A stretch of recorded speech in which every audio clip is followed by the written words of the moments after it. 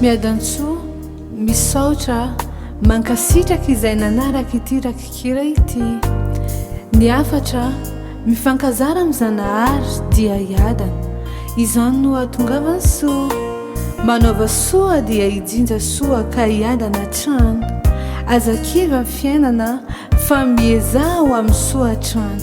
Ny fiainana eto an-tany dia efa iarahantsika mahalala. Raha ny tsara hatrany iainana dia lasa tsy mamy. Izany hoe ilaina mba mijaly koa indraindray.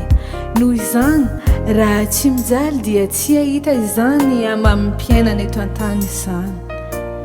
Fa aza diso mankamamy loatra ny eto an-tany, fisika dia misy fanantenana ho amin'ilay fiainana soa mandrakizay any amin'ny Zanahary. Mirary soa ka veloma mandra-piano.